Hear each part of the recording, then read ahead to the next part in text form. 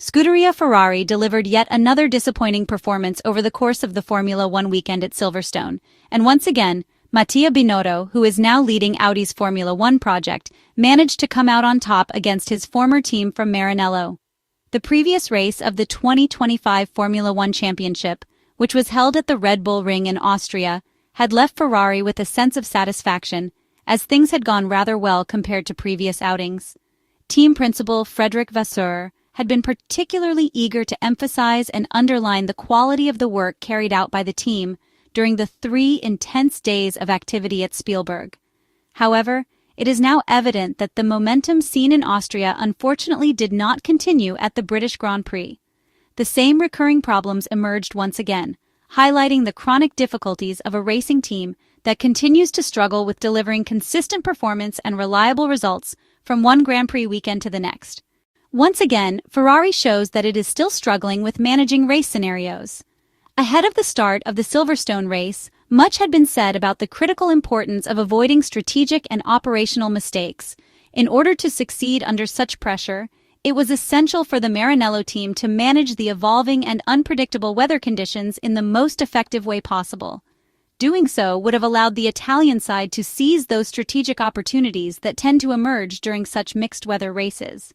Naturally, this is never an easy objective to accomplish, and that is widely understood. However, the harsh reality remains that Scuderia Ferrari not only fails to capitalize on these complex situations, but quite often worsens its own situation through questionable decisions, sometimes in a significant way. And that is exactly what unfolded during the 2025 British Grand Prix held at the Silverstone circuit. A combination of strategic misjudgments and driving errors led to the entire race effort unraveling. As always, it is not about assigning personal blame or pointing fingers at individual figures. The real issue lies with the operational and analytical support provided by the department working remotely from Maranello, specifically the now well-known remote garage, which is supposed to assist the engineers on the pit wall during races. Unfortunately, it continues to fail in offering that extra edge or value that is crucial in races characterized by rapidly changing track conditions. The Maranello-based team leaves British soil battered and bruised, metaphorically speaking. It is difficult to say anything more optimistic. The root of the issue is actually quite clear. The Ferrari SF25 had shown promising performance earlier in the weekend, displaying a good level of competitiveness and appearing well prepared in the first 2 free practice sessions that were held on Friday. However, already during the qualifying session, the car began to show its limits. As track temperatures dropped, the SF25 single-seater no longer behaved like it had during the 3 free practice sessions. Long-standing weaknesses returned, especially in slower corners, where the single-seater suffered from a lack of grip, particularly due to insufficient tire performance. Tires that, over the full 300-kilometer race distance, continued to create significant difficulties for the drivers. Bringing the Pirelli intermediate tires into the correct operating temperature window was nearly impossible. And, as has sadly become a trend in recent years, Scuderia Ferrari once again failed to find performance in wet or semi-wet track conditions. On top of this came a questionable and risky strategic decision involving Charles Leclerc before the race had even officially started. A similar error was repeated in the closing stages of the British Grand Prix, when perhaps the Maranello team could have waited 2 additional laps before switching to the dry, slick tires. As for the driving mistakes made by the team's drivers, those were less relevant in the grand scheme of things, as it was genuinely difficult to keep the SF25 under control under such challenging conditions. After a difficult start to the season for Ferrari, Charles Leclerc has managed to secure several podium finishes, but has also shown increasing signs of frustration, particularly during qualifying sessions. At the Silverstone circuit, following a disappointing 6th place in qualifying, the Monegasque driver's post-session comments revealed a driver wrestling with his emotions and mindset.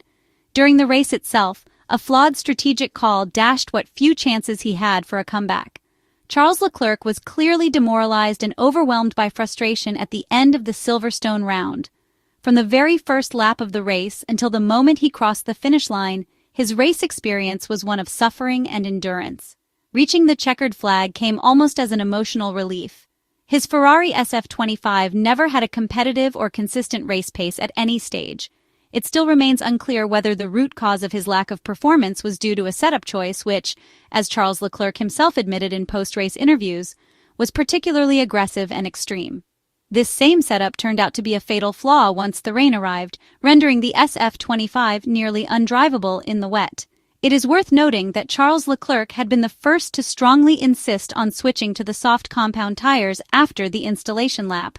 The Monegasque driver had evaluated that roughly two-thirds of the Silverstone track were already dry and believed that the sunlight would soon take care of the remaining third. In the end, that prediction turned out to be overly optimistic. What is surprising is that detailed weather data was available and accessible in real time. Given that the probability of rainfall remained high, perhaps it would have been wiser for the Maranello pit wall to avoid taking such a risky gamble. In contrast, Lewis Hamilton made a much more conservative and ultimately correct choice in that moment. The seven-time Formula One world champion was consistent but not outstanding. Lewis Hamilton put in a more measured and careful performance throughout the Grand Prix. He made a strong start and in the opening laps of the race even looked like he might challenge the McLaren drivers for position. However, as soon as the McLaren MCL 39 cars driven by Lando Norris and Oscar Piastri brought their tires up to optimal temperature, they quickly pulled away from Lewis Hamilton. The same thing happened with Max Verstappen and his Red Bull. The Ferrari number 44 struggled considerably throughout the entire first stint. The car lacked drivability and was unpredictable in its behavior. Things only began to improve during the second stint, when the balance and grip became more manageable, allowing Lewis Hamilton to mount a solid recovery all the way up to his final pit stop. After that, the British driver went off track on 2 occasions. It was precisely during those moments that he lost third place. The seven-time Formula One world champion was not gentle in his post-race remarks about the SF25, stating that the car lacks stability at low speeds and is generally difficult to control. According to him, driving such an unpredictable machine for 52 laps in changeable weather was a complete nightmare. Lewis Hamilton also expressed dissatisfaction with the strategic decisions taken by the team during the race, and his frustration appears entirely justified. The track began to dry out, but it was still too early for slicks, with those who made an early change having off-track excursions.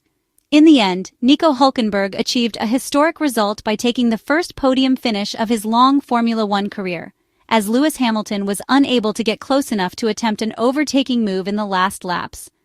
Meanwhile, Mattia Binotto, who now leads Audi's ambitious Formula One project, once again finished ahead of his former team. But this time, much of the credit for the Italian manager's success does not come from any miracle on his part, but rather from the numerous errors committed by Scuderia Ferrari itself, both on Saturday and especially on Sunday afternoon.